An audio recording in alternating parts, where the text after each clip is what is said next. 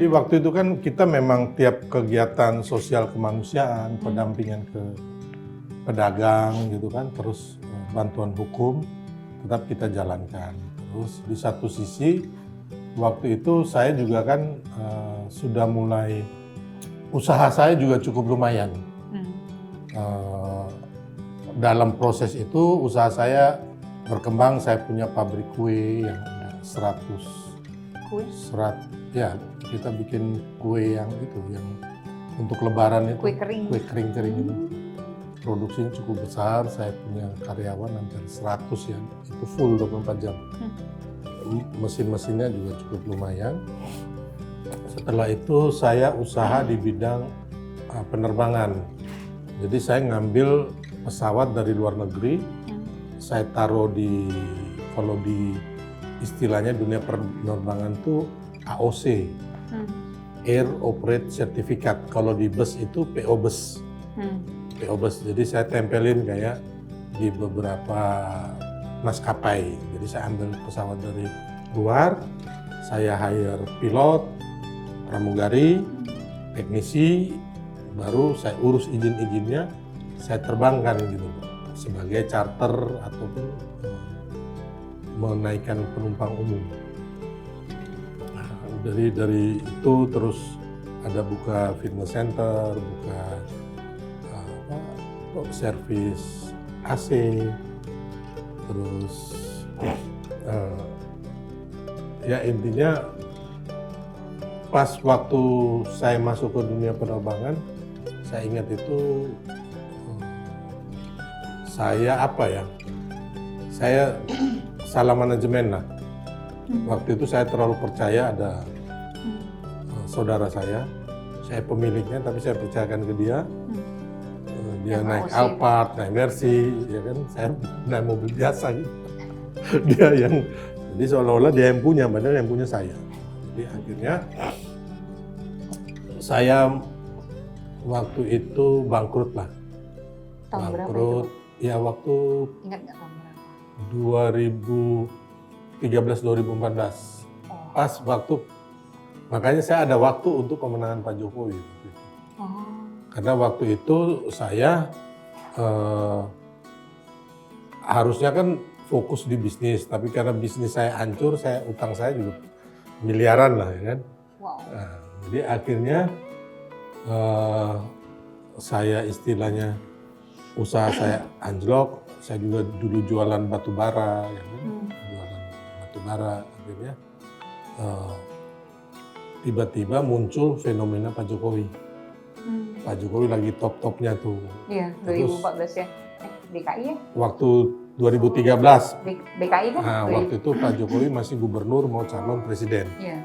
Terus teman-teman bilang, ayo bang kita dukung, ini orang baik nih, bagus nih, ngumpul lah kita. Yang kemarin barisan merah putih itu pada ngumpul lagi. Terus dibikin, waktu itu mau bikin pakai nama Barisan Merah Putih. Tapi ternyata ada teman-teman ini, entah bagaimana dia bawa nama Barisan Merah Putih ke dukung Pak Prabowo. Gitu, akhirnya daripada ini ya udah kita ganti nama jadi Solidaritas Merah Putih. Soulmate Jokowi. Jadi kodenya Soulmate Jokowi. Soulmate-nya Pak Jokowi. Itulah makanya disebut Soulmate karena kita mau bikin soulmate-nya Pak Jokowi. Soulmate Jokowi. Nah, jadi itulah setelah itu saya dikenalkan sama Pak Jokowi di kantor gubernur. Ya sudah, yang penting saya udah kenalan, ngobrol sebentar, ya akhirnya saya tahu apa yang harus kita lakukan. Mulailah kita pasang spanduk dulu seluruh Jakarta dulu lah, daerah-daerah. Habis itu mulai itu kita cetak itu brosur-brosur Pak Jokowi gimana, pakai fotokopian aja.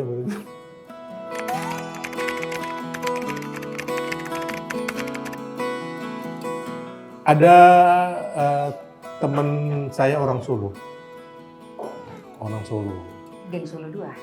Ya pokoknya intinya. Masuk Geng Solo 2? Iya. Jadi waktu itu kita juga ya saya juga lagi bangkrut ya, jadi waktu juga banyak. Habis itu duit juga pas-pasan. Mau isi bensin juga susah kan waktu itu kan. Ya saya lagi itu intinya, tapi tetap saya bantu Pak Jokowi sambil saya mulai berbisnis lagi lah, terus mulai menerima kayak apa urusan-urusan mengenai hukum. Kan kalau kita itu kan bagi orang yang nggak mampu ya kita gratisin, bahkan kita tolong. Tapi kalau orang yang mampu dia pasti menghargai kita. Nah, mungkin dari situlah saya mulai dapat duit ini, mulai lagi termasuk bisa membiayai kegiatan Soulmate lah. Dari yang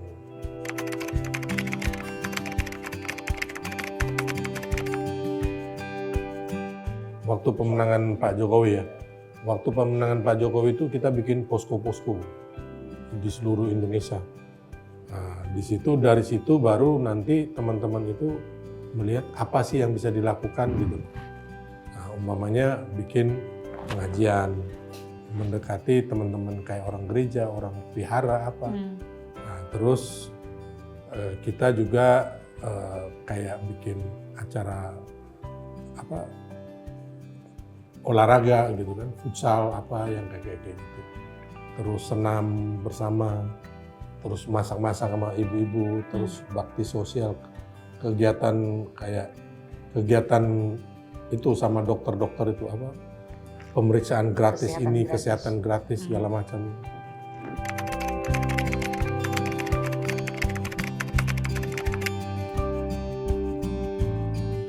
Kadang-kadang kita bersinergi ya, kadang-kadang kita jalan sendiri-sendiri. Ada waktunya kita bikin kegiatan bareng gitu kan. Umpama Pak Jokowi juga hadir di satu kegiatan. Nah, akhirnya Soulmate itu kan ternyata kita cukup banyak ya. Jadi mulai diperhitungkan. Jadi akhirnya setiap kegiatan Pak Jokowi itu saya Soulmate itu selalu dilibatkan akhirnya. Dari sisi pertama pengamanan dulu. Kebanyakan dari setiap kegiatan Pak Jokowi itu pengamanannya dari Soulmate.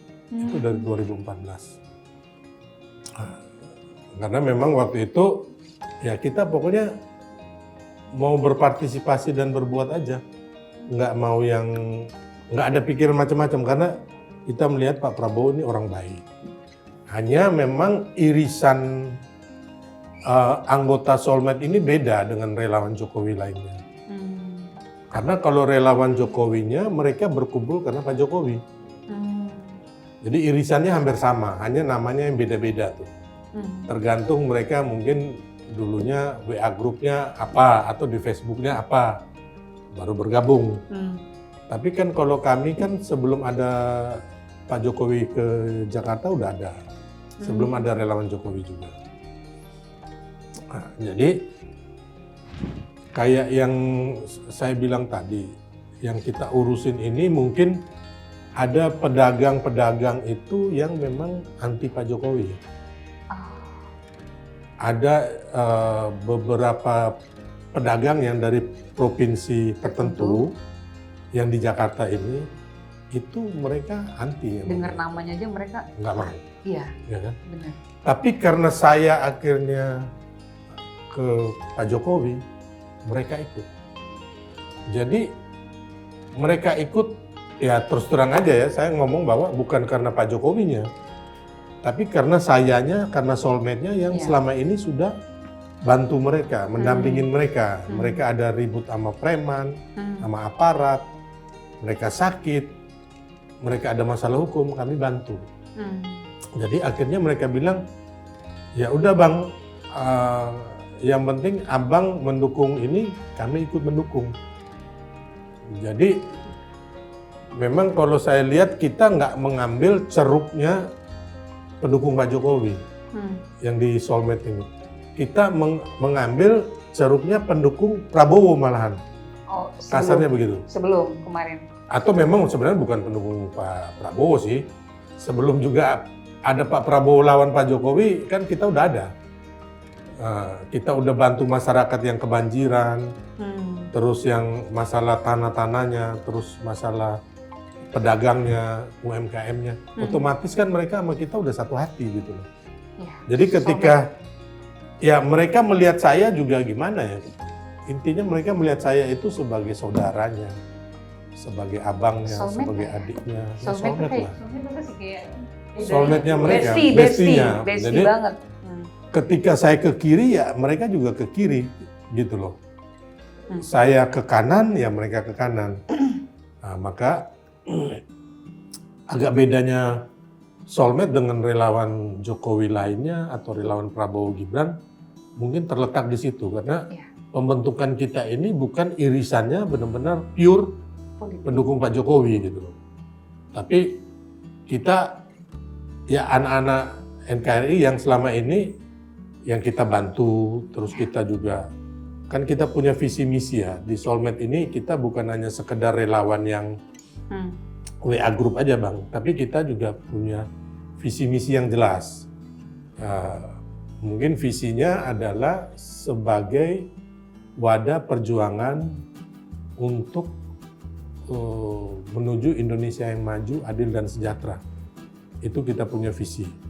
Misinya adalah memupuk persaudaraan antar anak-anak bangsa. Jadi kita semua di Soulmate itu mau sukunya Chinese kah, Padang kah, Batak kah, NTT kah, Bali kah, itu semua sama. Gitu. Jadi makanya kita kalau mau lihat di sini ya, logonya ini Soulmate ini ada brotherhood. Ada brotherhoodnya di sini, persaudaraan. Yang pertama itu memupuk persaudaraan antar anak-anak bangsa, atau kita kalau yel-yelnya itu bersaudara. Soulmate bersaudara gitu kan. Terus yang kedua, melakukan kepedulian dan kerja nyata terhadap masyarakat. Yang ketiga, merawat Pancasila dan menjaga NKRI. Nah, ini kita punya misinya Bang.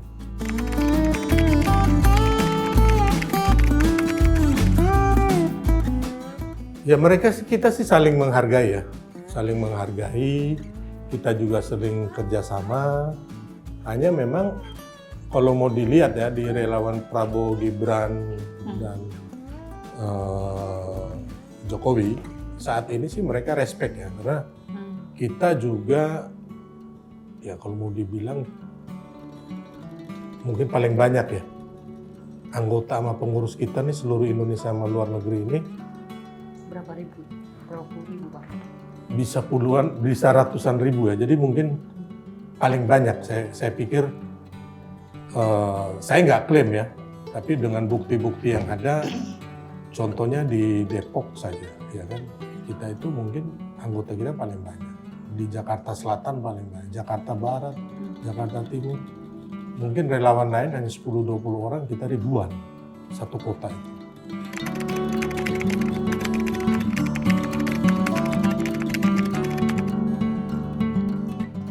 Sebenarnya nggak ada sih, kita jalan-jalan aja. Pernah mau dicoba bikin kayak begitu, tapi nggak jalan. Hanya mungkin ada relawan yang khusus di sosmed. Dia lebih kuat di sosmed, tapi orangnya mungkin 20 orang, tapi dia sosmednya kencang.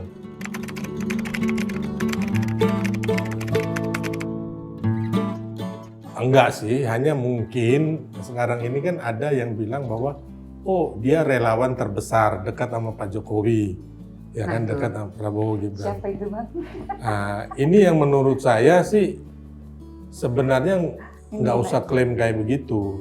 Ya kita sama-sama aja. Kalau mau ngomong jujur, yang saya bilang tadi, Soulmate ini mungkin relawan terbesar Prabowo Gibran Jokowi. Mungkin ya. Karena saya melihat di daerah-daerah itu kita paling banyak. Tapi nggak pernah klaim. Enggak. Nah sekarang klaim kan? Sekarang boleh ya klaim. baru hari ini saya ngomong. Boleh dong ya? Iya, boleh iya. Kan?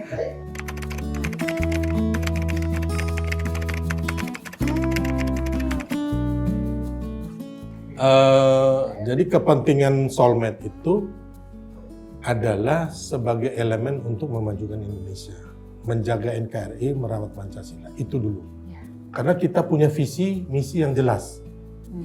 Nah, di luar itu kita nggak mengurusi sebenarnya. Mengenai jabatan ini kan nggak ada di kita. visi misi kita nggak ada. Oke. Itu dulu. Abang ada yang curiga nggak sih sekarang muncul di media mainstream nasional, ya kan?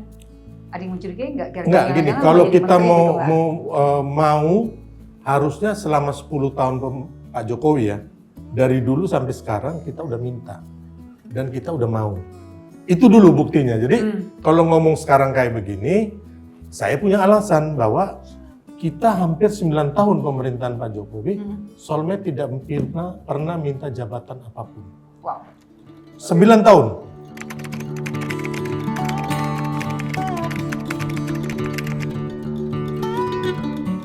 Nggak ada masalah sih. Jangan ngadu domba. Jangan ngadu Perlu. domba.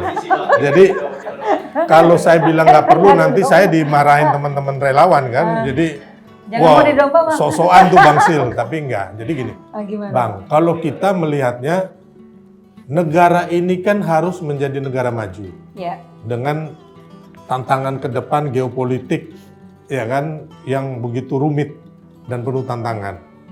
Nah, di sini makanya kenapa kita mendukung Pak Jokowi. Itu dulu Bang. Terus yang kedua, kenapa kita mendukung Pak Prabowo.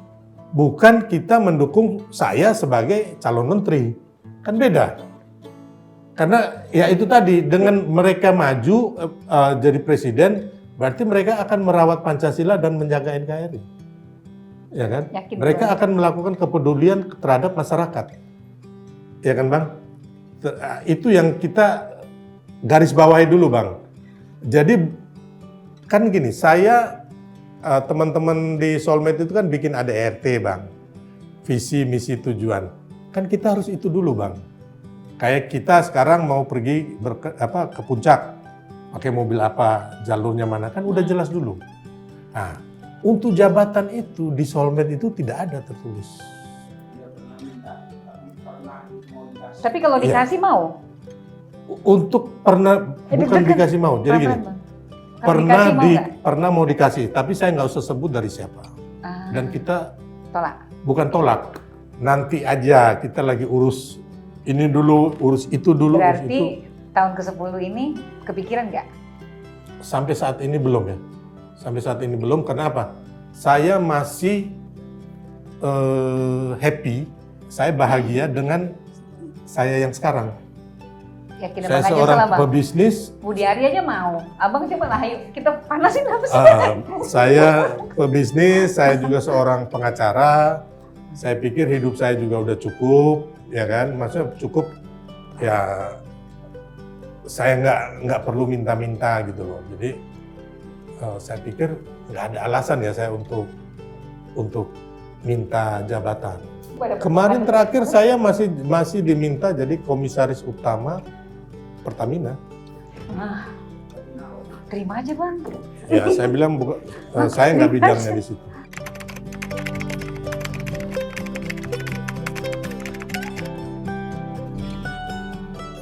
Bukan nanti, tadi saya bilang nanti.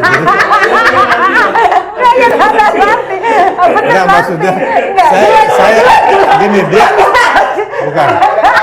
Entar nanti, aku mau jawabnya nanti ya kan, bukan mau nanti. Ya jadi, enggak jawabnya nanti. Jeda.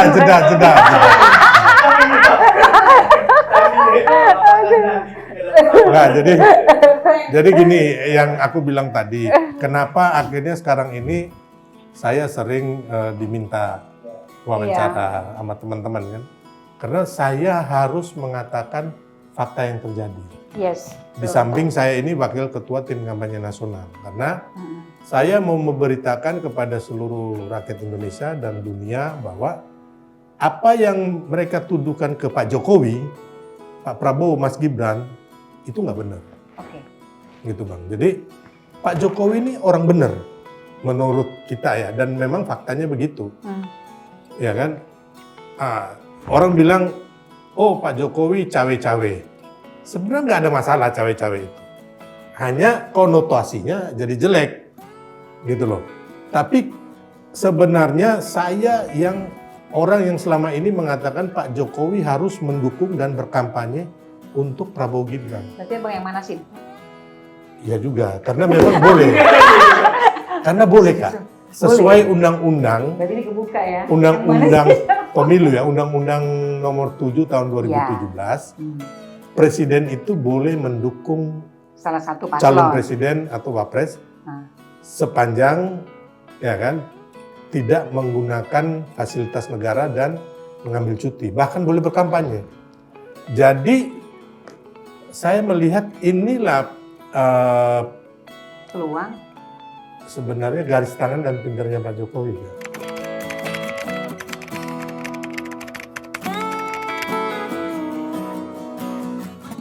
Ya saya ngomong kan ke presiden. Dan presiden kan ngomong kan di media kan. Iya. Memang benar itu. Hanya begini. Iya, dan itu saya ngomong ke presiden, ya kita ngomong ya lo boleh Pak kan. berarti benar orang dekat ya? Dan benar kan? Dan waktu itu maksud saya jangan sampai presiden ini abuse of power, itu aja Bang. Atau melakukan intervensi yang menurut saya kalau ini juga. Tapi tuduhannya kan itu abuse of power. Mana? Buktinya apa? Nah, itu jawaban. Abuse of power-nya ini buktinya apa gitu? Bang, itu jawaban paling normatif. Buktinya apa? Nggak ada buktinya. MK juga udah bilang nggak ada bukti kan? Terus kita mau apa lagi? MK itu final and binding. Udah tutup podcastnya. Bang. Ya kan? MK loh, KPU mengiyakan, Bawaslu juga mengatakan tidak ada kecurangan, hanya ada pelanggaran. Jadi saya yang ngomong sebelum keputusan KPU dan Bawaslu dan MK, apa yang saya ngomong selama ini di wawancara atau podcast, semuanya benar loh. Tapi Nggak ada yang meleset. Tapi kan benar kan pertimbangan hukumnya kan. Iya. Jadi kayaknya itu dipikirin banget ya. Seluruh keputusan apa? Jadi gini Kak. Keputusan presiden gitu. Tapi ada satu nih Bang, langsung ya, boleh nanya. Ini klarifikasi kan benar kan? Isu-isu selama ini berkembang adalah Pak Jokowi itu kan sebagai apa ya? Komando besar dari TNI Polri gitu loh. Panglima tinggi kan? Sorry kalau salah ya. Dan itu kan di tengah hari dicurigai kan menggerakkan itu sampai ke akar-akar gitu loh Bang. Tolong diklarifikasi, mobilisasi benar kan?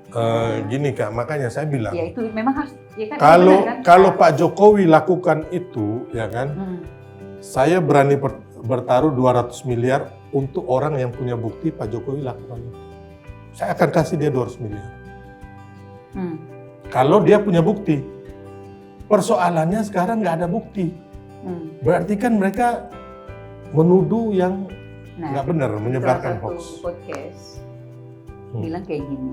Siapa yang bilang kentut apa sih? Kayak bau kentut gitu. Baunya aja keluar. Jadi gini kita Pak, tanya satu-satu ya. Kita bernegara itu kan berdasarkan hukum dan undang-undang, ya kan? Nah, apabila Pak Jokowi melanggar ini, saya pun akan di depan gitu loh. Pak, nggak boleh begini Pak. Berarti clear ya? Nah, contohnya, sorry ya, kasus Rempang ini saya cerita lagi nih. Ini orang nggak banyak tahu tuh. Ya. Baru mau nanya ke situ tadi. Kasus Rempang. Waktu semua itu dari Menko Polhukam, Kapolri, Panglima TNI, Menteri Investasi, Kepala BP Batam, semuanya mau menggusur masyarakat di Rempang. Oke, Bang boleh ceritakan tentang kasus Rempang, bagaimana prosesnya dan Solmed ya? Solmed, saya rasa Solmed abang pribadi atau Solmed terlibat juga? Nah, berarti kan salah satu kasus hukum yang ada di Rempang dan Solmed terlibat membantu. Mungkin bisa menceritakan kronologinya? Ya. Udah nih? Ya. Jadi kembali lagi, saya ini kan 100% Jokowi lah ya, kalau mau dibilang. Tapi saya juga tidak menutup mata apabila Pak Jokowinya sih pasti tentunya orang yang punya hati buat rakyat. Ya, kita tahu bersama. Ya kan? Dan saya juga nggak mau Pak Jokowi akhirnya terjebak oleh pembantu-pembantunya yang hanya memberikan laporan asal Bapak senang. Nah, contoh di kasus Rempang.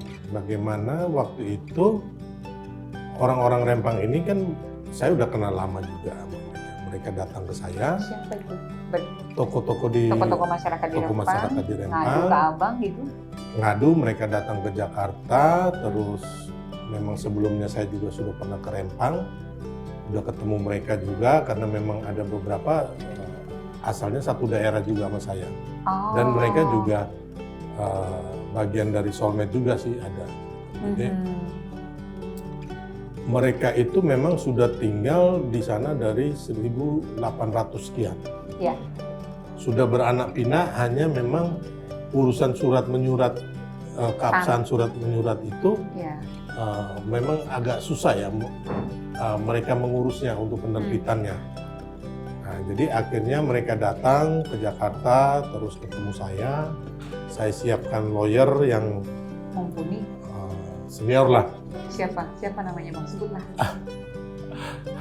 Ada Pak Petrus Celestinus lah, jadi beliau yang mengatur semua itu, terus saya di belakang layar, saya terima, terus saya laporan ke Pak salah satu, pokoknya ada menteri lah, terus sama saya laporan Siapa nama itu sebutlah. sebut nama menteri. Pelan-pelan aja. Ya, nggak apa-apa besar-besar juga. Saya lapor ke Pak Mensesnek, Pak Pratikno. Ya, terus ada ajudan presiden 2 orang lah, sama asisten ajudan. Tapi waktu itu saya lapor itu sebelum demo, 2 hari sebelum demo. Dan saya tunjukin foto-fotonya, ini ada di handphone saya, WA saya juga ada. Saya bilang ini terjadi penggusuran dengan menggunakan aparat bersenjata. Dan ini saya tidak mau Presiden Jokowi malu. Karena mereka akan digusur satu pulau Rempang itu 17 ribu hektar.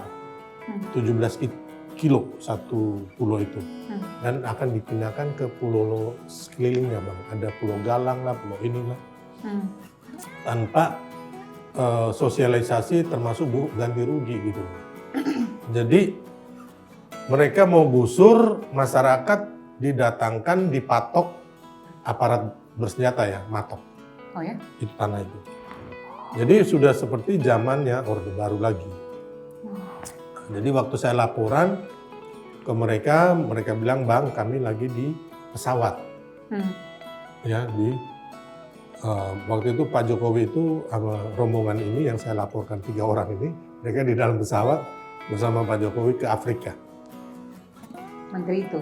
Ya. Siapa nama menteri? Pak Pratikno, Mensesnek. Oh ya. Jadi hanya akhirnya mereka bilang akan melaporkan ke kementerian terkait, kementerian atau lembaga terkait. Jadi saya pikir ini nggak cukup, harus presiden. Nggak bisa lah, karena ini masyarakat udah mau digusur gitu loh. Dan yang bisa membatalkan ini atau melakukan melakukan langkah-langkah yang persuasif atau positif harus atas presiden. Karena yang lain ini sudah yang penting masyarakat ini digusur. Nah, sudah akhirnya saya bikin konferensi pers waktu itu di Jakarta. Terus mereka tanya, Bang, gimana? Saya bilang udah demo aja. Saya bilang gitu. Turun, patok-patok itu cabut aja. Dan mereka lakukan itu, makanya akhirnya kantor BP Batam itu pintu gerbangnya dijebol tuh. Hampir 10.000 orang turun. Termasuk patok-patoknya itu Nah, setelah itu saya berkirim surat ke presiden. Kayaknya nyampe masalah itu. Terus akhirnya saya bikin acara di Bogor. Waktu itu Rembuk Nasional Solidaritas Merah Putih, Presiden Jokowi hadir. Dan di situ saya sebelum ke acara saya ngomong sama Presiden, Pak Presiden, ini ada proyek strategis nasional ini mengenai satu Rempang, yang kedua masalah Universitas Islam Indonesia UI Depok. Ya. Nah, tanahnya itu belum ada pembayaran ganti rugi ke masyarakat. Jadi masyarakat waktu itu acara Rembuknas Soulmate itu dihadiri hampir 6.000 orang. Itu dari Soulmate semua? Di Bogor. Wow. Termasuk ini orang yang UI Depok ini, anggota Soulmate juga. Mereka ada datang hampir ratusan apa ribuan orang ke acara itu. Nah, Jadi saya ngomong sama presiden waktu sebelum presiden datang ke panggung, waktu di VVIP room-nya itu, saya bilang, Pak Presiden, ini masalah, boleh nggak saya ngomong di nanti saya kata sambutan. Nah, Presiden Jokowi bilang, jadi saya laporin semua bahwa penanganan ini laporannya asal Bapak senang. Kayak Rempang itu kan belum ada sama sekali masyarakat yang mau. Kata petinggi-petinggi itu kan satu, ya kan, orang Rempang itu mendudukin tanah bukan yang punya dia. Ada mereka udah tinggal dari tahun 1800 sekian. Ya. Itu petingginya loh yang ngomong loh. Ya, antara mereka ini yang benar-benar top pembantunya utamanya presiden itu mengatakan bahwa mereka mendiami tanah negara. Dan itu nggak benar. Mereka udah hidup dari tahun 1800. Kelenteng itu ada dari tahun 1834. Kelenteng di sana. Terus ada sekolah Katolik, ada gereja, terus ada SMP, SMA. Ya, pokoknya di sana itu ada pasar. Jadi semua kehidupan itu sama kayak di Jakarta, nggak ada beda. Gitu loh. Jadi hanya kenapa negara mau mengusir rakyatnya gitu loh. Itu yang saya nggak bisa terima. Dan tidak masuk akal sehat saya. Untuk ya, padahal masyarakat ini mau mendukung proyek strategis nasional. Mereka ini mau dijadikan yang Rempang Eco Park itu, mereka sangat mendukung. Hanya mereka minta dari 17.000 hektar ini, sisakanlah kami itu 500 apa 1.000 hektar lah. 1.000 hektar, 700 sampai 1.000 hektar, yang mana rumah-rumah mereka ini, yang kampung-kampung lama ini jangan digusur. Yang lain silakan kalian ambil, tapi ya ganti rugi atau ganti untung. Nah, ini yang nggak dilakukan. Jadi akhirnya aparat menggunakan senjata untuk menakuti masyarakat. Itu perintah siapa sih? Nah, itu saya yakin bukan perintah presiden, tapi gagapnya, mohon maaf, kelambanan dari pembantu-pembantu presiden ini. Mereka gagap melihat bahwa proyek ini investor udah mau masuk, investor udah mau bawa uang, mereka ini gagap gitu loh. Harusnya kan mereka kasih waktu, sosialisasi ke masyarakat, nggak usah bawa aparat berseragam, bawa senjata, beres kok ini.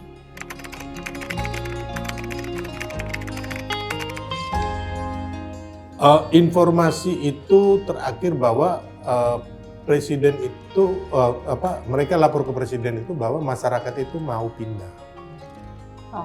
Padahal yang mau pindah itu adalah, jadi gini, orang yang menduduki memiliki tanah puluhan tahun, tinggal situ nggak bisa ngurus surat bank, ya kan? Tapi ada orang yang bekerja sebagai, dia yang punya lahan nih, umpamanya 1 hektar bang, dia udah puluhan tahun dari kakek nenek moyang mereka yang punya lah, tapi suratnya kan nggak ada, karena memang susah, dipersulit lah mau bikin surat ini kan. Sengaja dipersulit? Iya, karena kan untuk kepentingan proyek strategis nasional itu, jadi memang dihambat lah. Nah, ada orang datang entah dari mana mengerjakan kebunnya dia yang 1 hektar ini. Itu yang mau pergi gitu loh. Orang yang datang penggarap itu yang penggarap tapi bukan saja. masyarakat asli ya, yang ada di sana. Gimana mereka mau pergi? Orang mereka udah dari kakek nenek moyang anaknya, ari-arinya kuburnya di situ. Iya.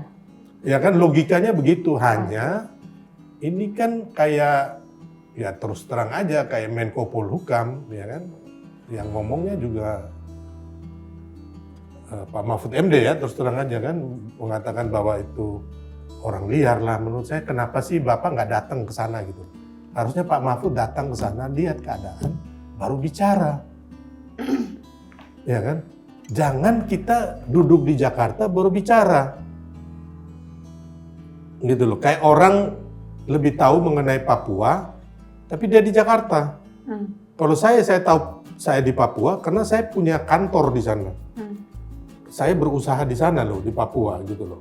Yang saya bilang tadi, penerbangan itu. Nah, begitupun di Rempang, ada orang-orang soulmate di sana gitu loh. Tahu. Saya pun pernah ke Rempang. Tahu benar. Saya pergi lihat itu kuburan-kuburan, pergi lihat itu kelenteng-kelenteng. Jadi yang info saya yang kasih ke Presiden adalah info A1, bukan info asal Bapak senang. Jadi saya lihat pembantu-pembantu Presiden waktu itu gagap menangani ini. Jadi sebenarnya waktu itu kan kalau nggak salah apa menteri apa presiden kunjungan ke China ya waktu itu. Termasuk menandatangani proyek Rempang Ekosistem kan? itu. Presiden yang masalah itu. Nah, jadi mereka ini gagap untuk menyenangkan presiden bahwa proyek ini berjalan, tapi mereka nggak memperhatikan kepentingan rakyat bagaimana.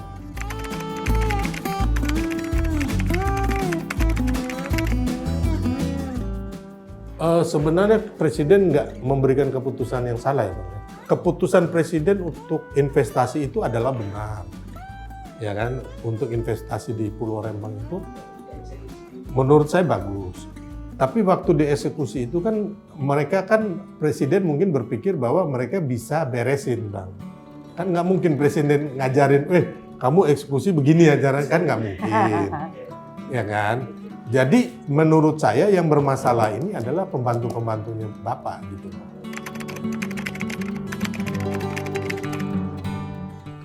Waktu itu kan presiden nggak belusukan ke Rempang itu Bang.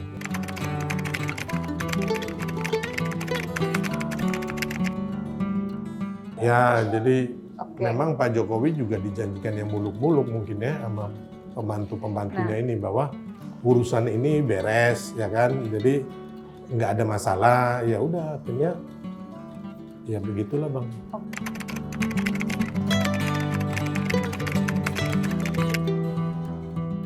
Kalau bilang dekat itu dari Pak Jokowinya sendiri ya. Saya nggak bisa mengklaim bahwa saya dekat, tapi intinya kalau beberapa secara pribadi ya perkawinan anaknya Pak Jokowi berapa kali itu saya termasuk panitia ya.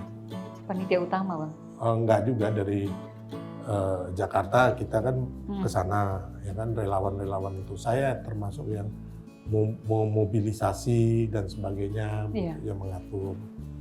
Jadi dan sebenarnya utama juga sih karena saya rapat di rumahnya Pak Jokowi gitu loh dengan petinggi ya TNI Polri apa segala macam dengan keluarga. Jadi terus ada beberapa hal juga Pak Jokowi juga sering manggil gitu loh, baik beramai-ramai ataupun secara pribadi ya. Kalau kayak kemarin sebelum Lebaran saya dipanggil berdua kan di Bogor.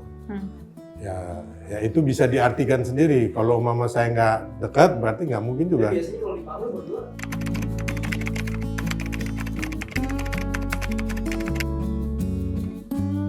Ya, jadi kalau Pak Jokowi manggil ya saya laporan lah mengenai ada kementerian begini-begini Pak. Terus siapa yang abang laporkan? Ya, yang bermasalah lah. Siapa? Sebutlah. Kalau itu kan dukung kan, yang lain batalin semua perbincangan yang intimate. Jadi kalau kita pacaran nggak mungkin dong aku bilang, gue baru cium tuh cewek kan nggak mungkin. Sektor mana? Sektor aja yang ekonomi. Investasi nggak? Jadi ada beberapa kementerian itu menurut saya bermasalah dan nggak perform Bang. Yang terus masalah permasalahan di masyarakat, yang masalah kayak masyarakat tidak mendapatkan ketidakadilan hukum yang kayak gitu ya saya laporin juga Pak ini ada masalah. Ya siapa Bang? Jadi kalau Pak kalau nggak dibuka dikit kan nggak enak. Buka dikit. Gini menteri-menteri ini saya kenal juga teman saya juga nggak enak juga. Nggak bukan itu bukan. Apa? Bukan. Inisial aja. Nggak jadi gini. Selama ini kan saya juga nggak pernah ngomong di media menteri ini begini menteri itu begitu. Tapi ketika berhadapan dengan bosnya menteri, saya laporan lah ya kan, Pak Menteri Bapak yang ini begini. Abang tapi dibenci nggak? di sisi bukan saya mendiskreditkan, tapi saya punya Nanti bukti-bukti. Abang takut nggak dibenci kalau buka ini gini? Bang, ini pasti bilang abang ini punya presiden. Ya, saya nggak takut ya, karena gini. Coba Bang. Karena begini. Udah mau habis atau gimana? Ada beberapa yang sebelum jadi menteri kan temen-temen juga gitu loh. Siapa? Terus sekarang mereka jadi menteri, saya juga nggak pernah minta uang, jabatan, atau fasilitas apapun. Jadi nggak ada urusan bagi saya. Mereka mau kenal saya syukur, nggak juga nggak apa-apa.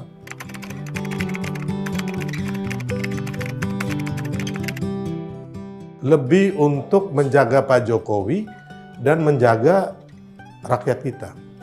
Nggak ada. Karena Oke. saya bilang tadi, saya tidak peduli, dan saya tidak takut kepada mereka. Ya kan? Ya, ada menteri yang saya laporkan, ya akhirnya dipecat dan ditangkap korupsi. Menteri sosial itu ya? Ya kira-kira begitu. BTS apa enggak? BTS bukan, kalau BTS ada orang lain. Ya intinya adalah Enak kalau yang banget kayak jadi gitu, biduan ya? sebenarnya kita juga kasih masukan ke presiden dan juga ke KPK. Sebenarnya bukan cepu ya, kita memberikan informasi yang benar.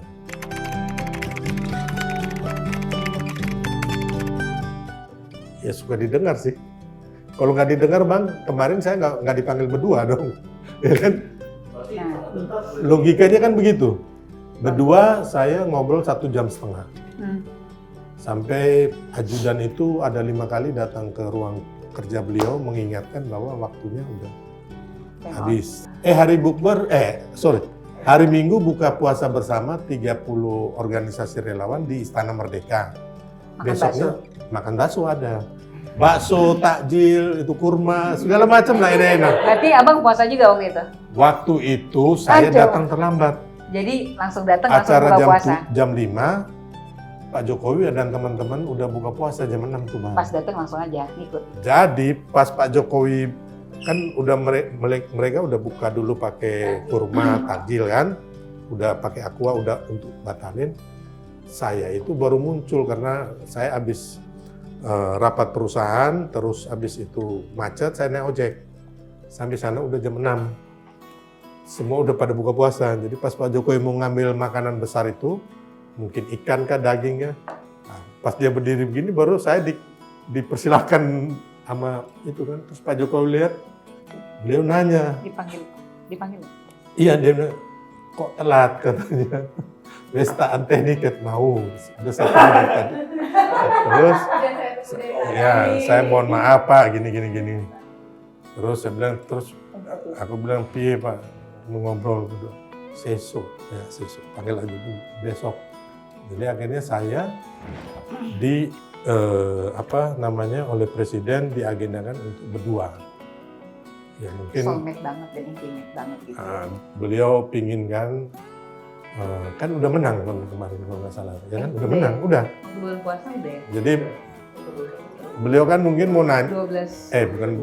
beliau nanya ya kan segala macam keadaan masyarakat, terus nyerempet pemenangan Prabowo Gibran gimana sih? Sebenarnya ya kita nggak ada curang, ya kan orang menuduh beliau curang. Saya bilang ya Pak kita nggak ada curang.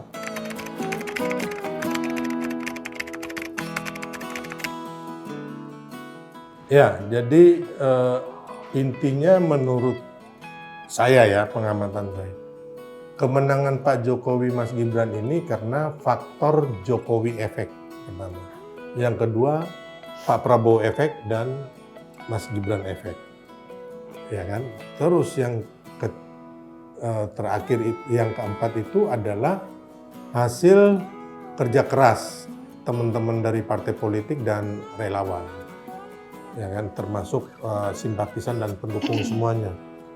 Yang bagaimana kayak kita di TKN itu sebenarnya, makanya kalau orang menuduh kita itu melakukan kecurangan, ya saya sih kalau mau boleh jujur, kita di TKN itu rapat itu hanya 4 kali bos. Okay. Apa 3 kali? Tapi Zoom meeting sering? Enggak juga. Tapi mereka bergerak masing-masing gitu Bang. Ya, soulmate dengan caranya masing-masing. Tapi memang di TKN ini mungkin ada termasuk tim Pak Prabowo kan juga berpengalaman ya, walaupun 3 kali gagal lah. Tapi kan mereka udah belajar dari kekalahan itu. Terus ada tim Pak Jokowi yang benar-benar memang nggak pernah kalah. Jadi di sini kita itu bisa bersinergi. Jadi ada dibentuk kayak struktur TKN itu kan ketuanya itu kan Bang Roslania, ketua tim kampanye nasional. Beliau kan bukan dari partai juga, profesional. Kalau mau dibilang juga relawan lah kasarnya. Terus ada 21 wakil ketua, saya salah satunya. Nah, kebanyakan di 21 ini sekjen-sekjen partai itu wakil ketua juga. Terus yang lain itu profesional atau relawan-relawan.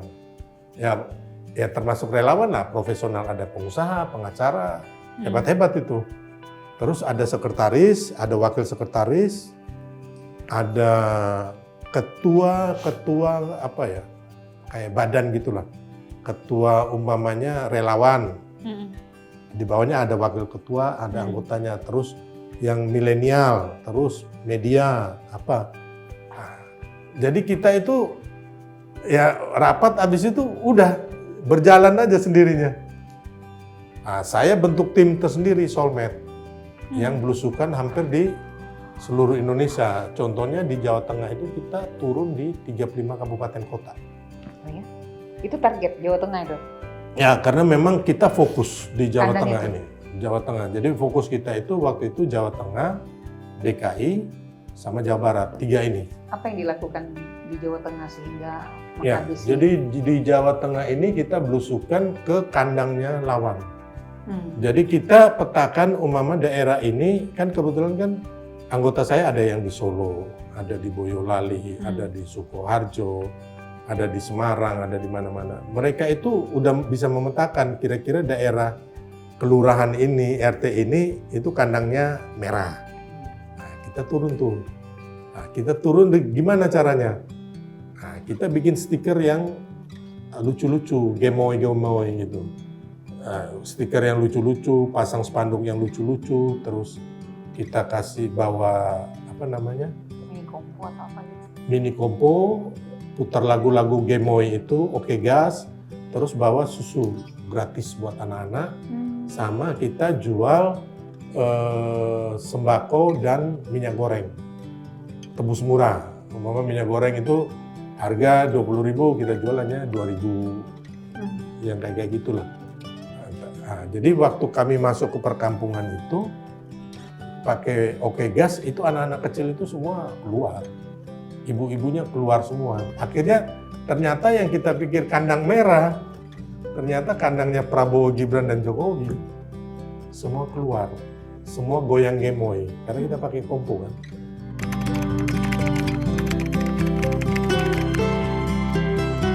Ya, ini anggaran ini ya. Anggaran ini itu ada bantuan ya, ada dari kita pribadi, dari saya pribadi, dari teman-teman di Soulmate, terus ada juga teman-teman yang pengusaha lah, yang dia suka sama Pak Jokowi, Prabowo, Gibran. Bang, gua bantu nih bang, kopi. Oh, kita dibawa kopi kapal api itu banyak banget tuh, berapa renteng dibagi-bagi juga.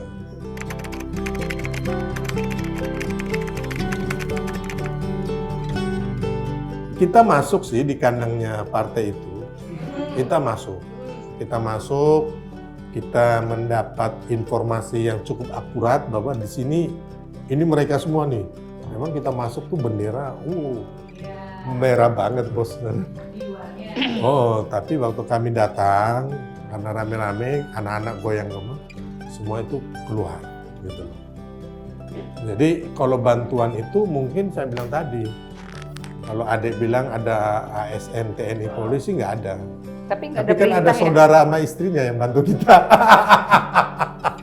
Berarti nggak ada perintah dari kepala desa gitu yang Enggak.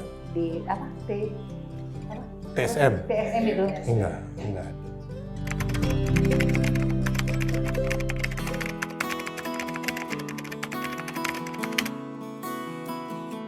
Ya itu mungkin ada ya bang, tapi ada juga pengusaha yang memang dia sudah nggak perlu bang, duitnya udah banyak.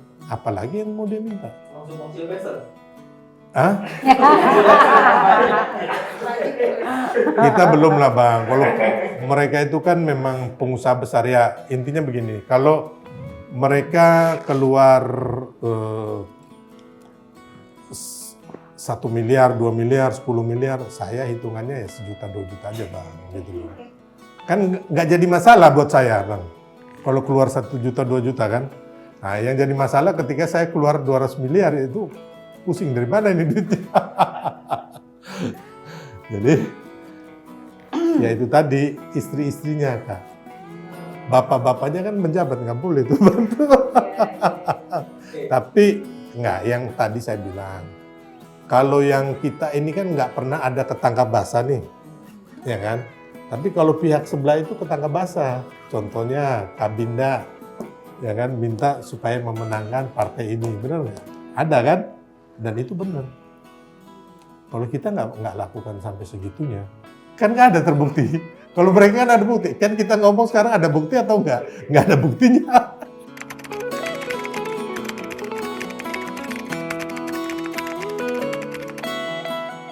Itu menurut saya itu hoax terbesar yang dikeluarkan, diopinikan.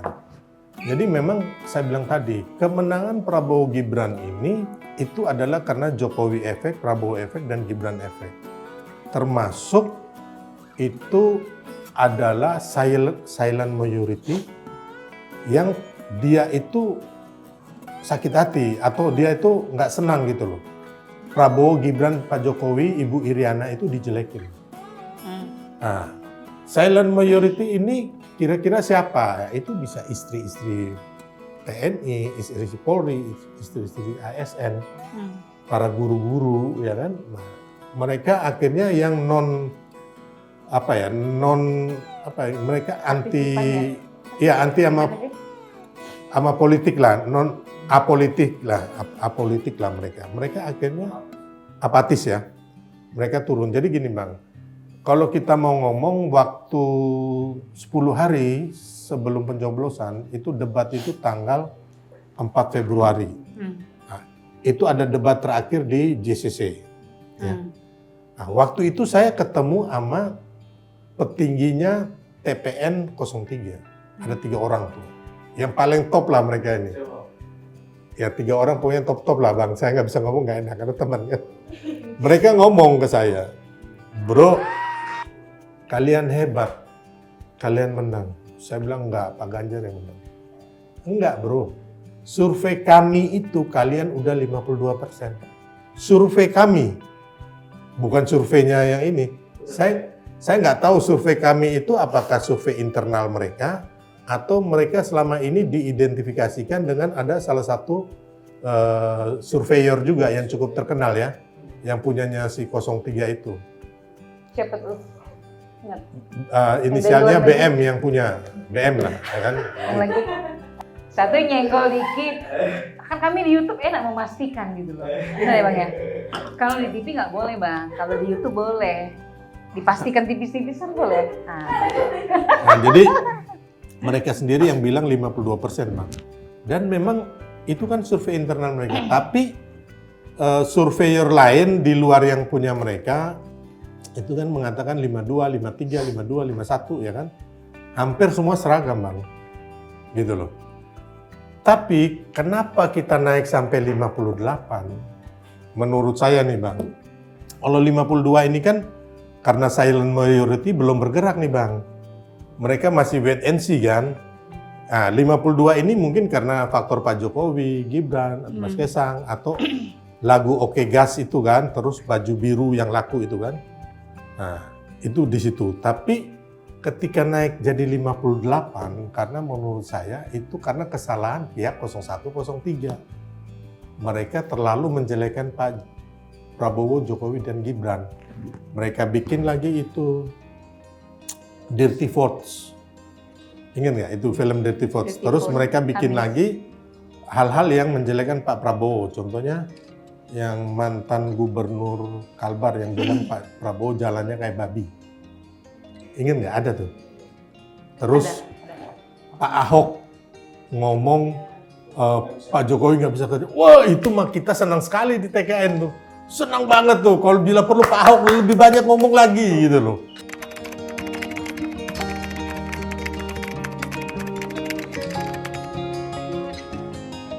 Tenang, Jadi gini, refreshing. Pak Ahok itu dulunya kan ininya kan PSI juga ya, kalau nggak salah.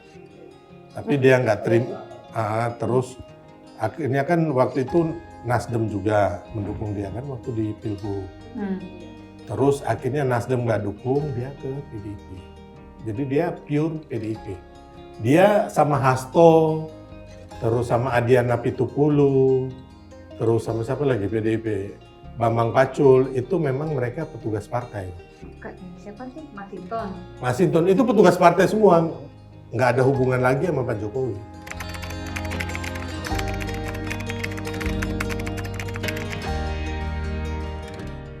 Ahok sama Pak Jokowi, makanya dia buang statement kan bahwa Pak Jokowi nggak bantu dia kan waktu kasus dia.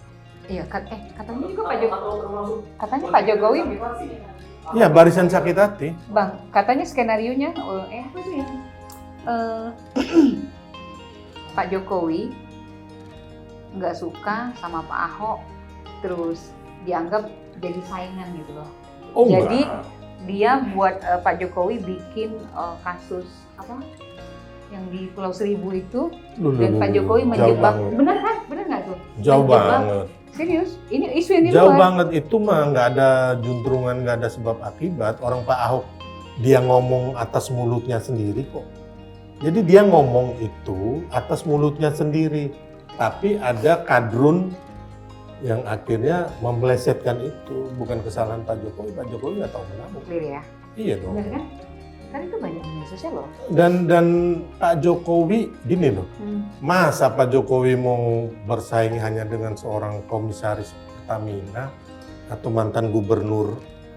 Jauh banget lah. Nggak mungkin lah Pak Jokowi sudah menjabat 2 periode, sukses, bagus, terus bersaingan dengan pecundang kayak Ahok gitu loh. Iya dong, dulu kan saya pendukung Ahok, sekarang saya bilang pecundang. Ya kan, karena mulutnya dia membuat berita bohong mengenai Pak Jokowi. Makanya saya bilang orang ini pecundang. Saya ini yang dukung berat Ahok waktu di Pilkada DKI. Ya kan? Sekarang ini saya bisa ngomong apa saja terhadap mulut Ahok yang memang benar-benar akhirnya ya ternyata memang mulutnya dia harimaunya dia gitu loh.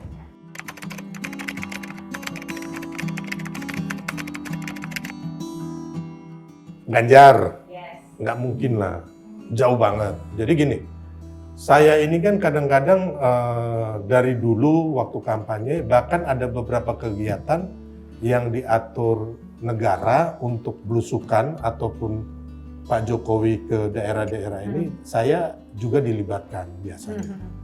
Nah, di situ ada beberapa kegiatan yang saya bersama tim dari Pak Jokowi, kita mempersiapkan acara gitu untuk Pak Jokowi. Dan biasanya itu kita, acara-acara itu udah sebulan, 3 minggu, atau minimal 2 minggu Ya, sudah dipersiapkan.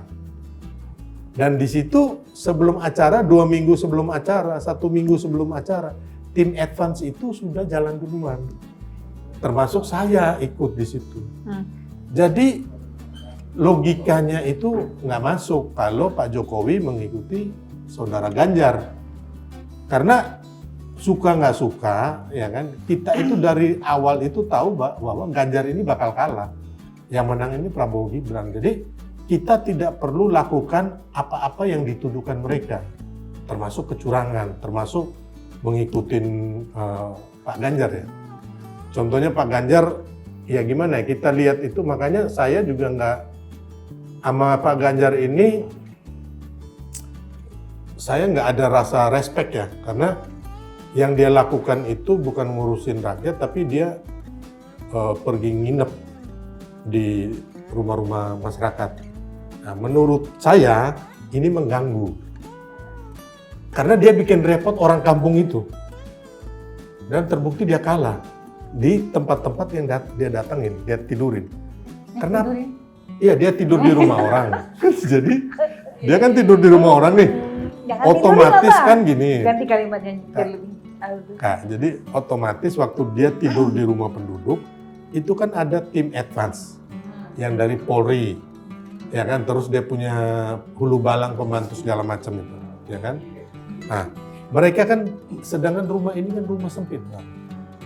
Bagaimana orang mau mandi, orang mau makan, orang mau ganti baju, ya kan? Suami istri, ya anak-anaknya mau tidur di mana? Rumah kecil Ganjar, Pak Ganjar tidur di situ, sama timnya lagi. Ini kan mengganggu sekali, Bos.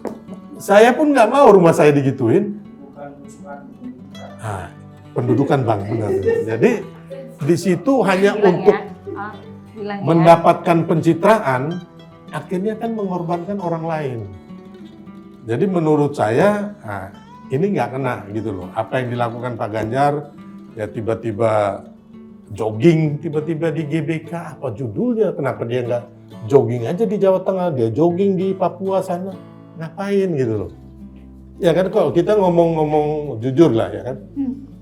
Kalau Pak Jokowi, dia belusukan nih, selama dia jadi wali kota atau gubernur, ya memang dia belusukannya ya di seputaran DKI Jakarta gitu loh.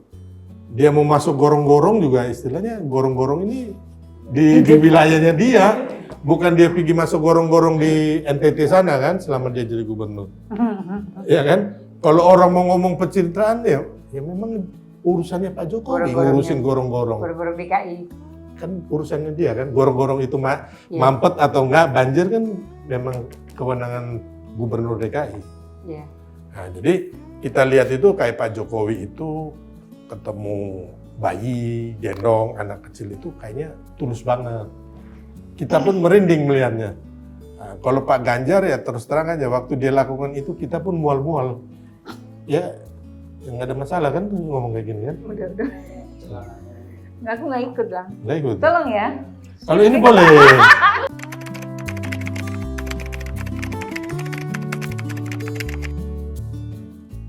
Ya, jadi waktu itu Pak Ganjar dan tim kampanye, tim TPN-nya mereka lagi bingung. Nah, jenis kelamin kami untuk kampanye ini apa? Iya ya, bingung ya. Nah, kalau Pak Anies kita kan perubahan 02 jelas nih jenis kelaminnya nih, ya kan? Kita adalah melanjutkan dan menyempurnakan. Nah, melanjutkan dan menyempurnakan ini itu tagline-nya dari saya tuh. Ya, tagline melanjutkan kan, kalau di TKN hanya melanjutkan untuk Indonesia Maju. Saya tambah katakan menyempurnakan. Jadi tagline melanjutkan dan menyempurnakan itu dari saya. Ya, nah itu. Nah, saya juga bikin tagline Jokowi adalah kita adalah Jokowi, itu saya itu di 2014. Termasuk 2019 kan orang bikin ganti presiden. Saya bikin 2019 tetap Jokowi. Itu 2019. Nah, jadi kalau jenis kelaminnya kita 02 itu jelas. 01 jelas juga.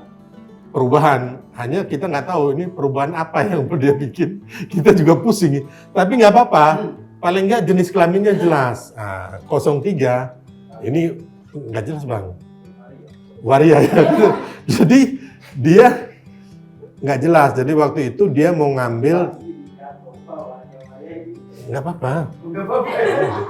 Jadi dia ini mau ngambil ceruknya Jokowi, tapi dia bingung. Dia udah nyerang Ibu Iriana, udah nyerang Samsul, ya kan, Gibran kan, udah diserang tuh, Jan Etes pun diserang begitu. Ingat nggak Jan Etes ditaruh pasang spanduk di Labuan Bajo itu, calon presiden. Jadi memang mereka waktu itu bingung deh, ini kira-kira kita apa sih gitu loh, bingung sendiri. Si timnya apa namanya 03. Jadi itu, makanya saya bilang tadi, kalau yang mengikuti itu benar-benar nggak mungkin banget. Karena nggak mungkin lah Pak Jokowi takut banget sama Ganjar, dia tahu kok Ganjar juga nggak mungkin menang, tahu.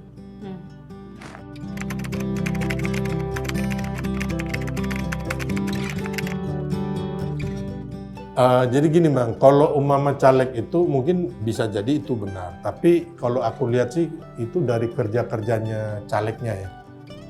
Kan caleg-caleg dia kan cukup lumayan ya dari sisi keuangan.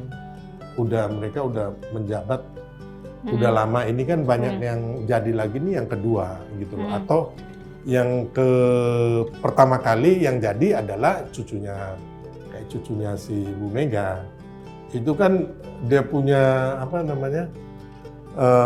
itunya juga nggak, pelurunya juga banyak gitu loh, cucunya Megawati ya kan. Nah jadi kalau saya lihat sih korelasinya bisa tadi Bang, masih mencintai PDIP atau memang caleg-caleg PDIP ini memang kerja gitu loh. Orang mau ngomong apapun tentang Pak Jokowi, termasuk anak-anaknya ya, Mas Gibran, Mas Kaisang dan Bang Bobi ya.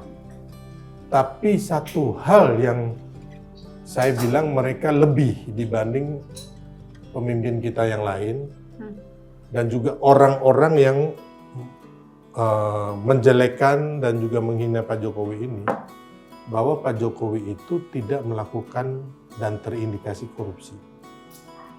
Dan mereka tidak menggunakan APBN untuk kepentingan keluarga mereka. Itu yang saya bilang tadi, beda lah.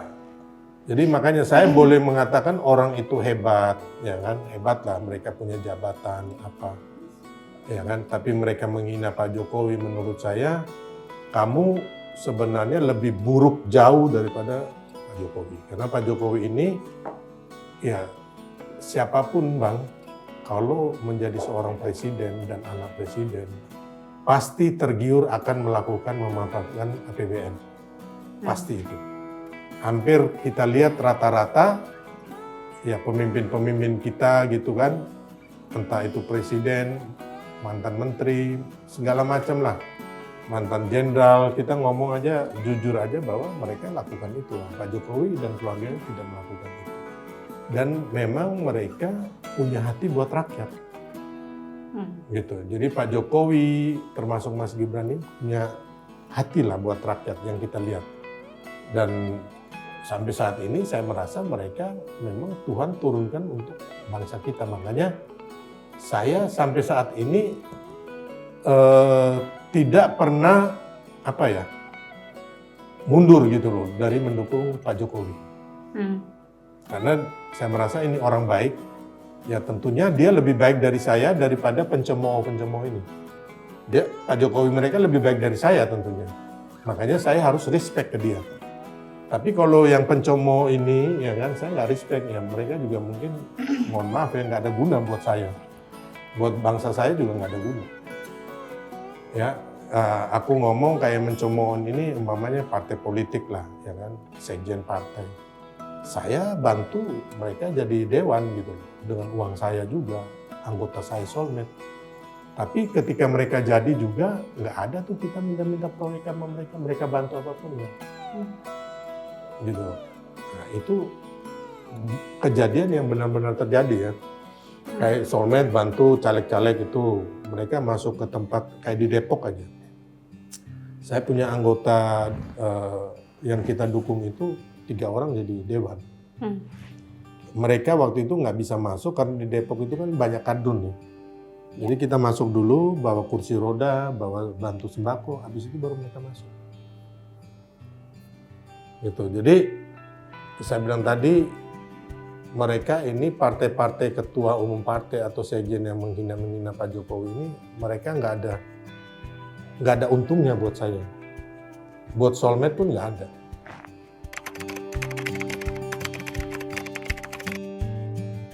Mafia tambang di istana kalau berani Hasto sebut nama dong. Ya kan? Siapa? Jangan hanya melempar opini tapi tidak punya bukti, lebih gawat. Kalau Harun Masiku kan sudah jelas. Gitu loh. Orang berani nyebut nama. Ya kan? Sekarang kita tantang lagi Hasto. Siapa mafia tambang di istana? Sebutin dong.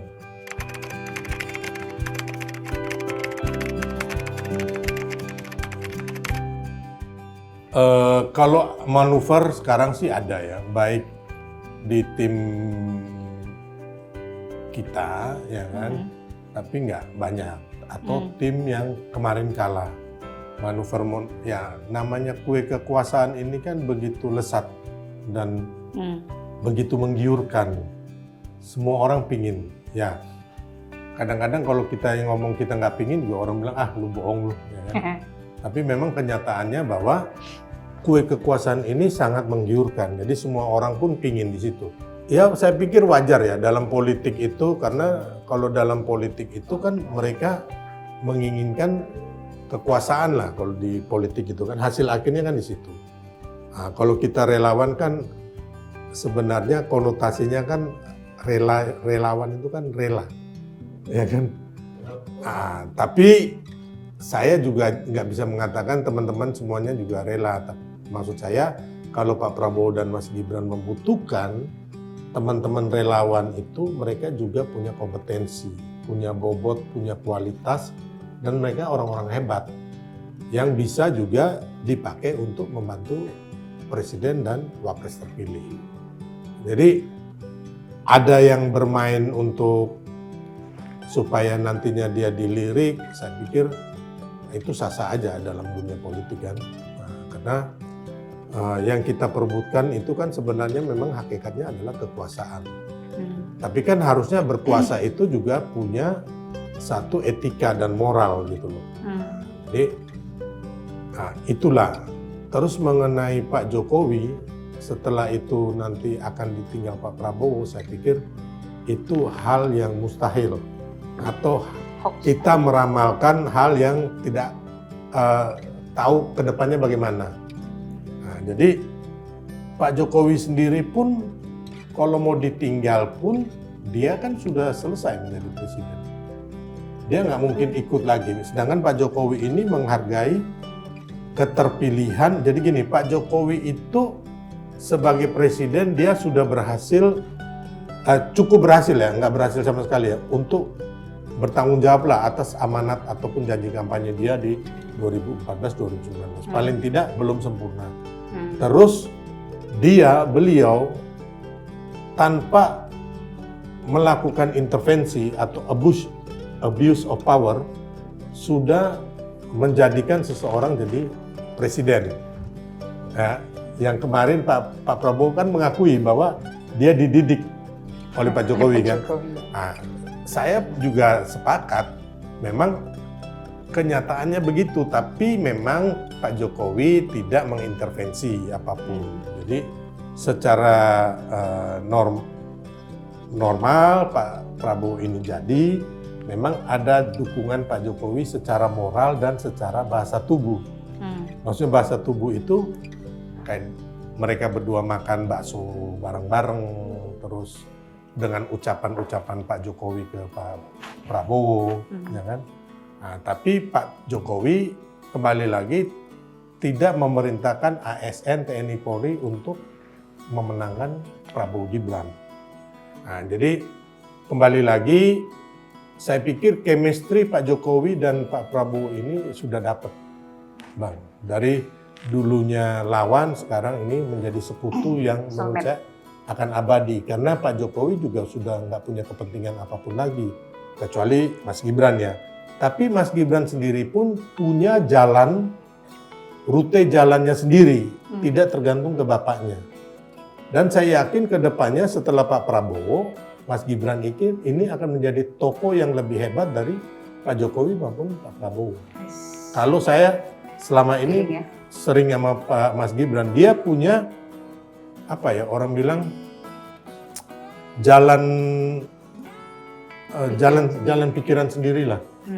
Yang anak-anak muda ini mungkin lebih hebat lagi daripada yang seniornya.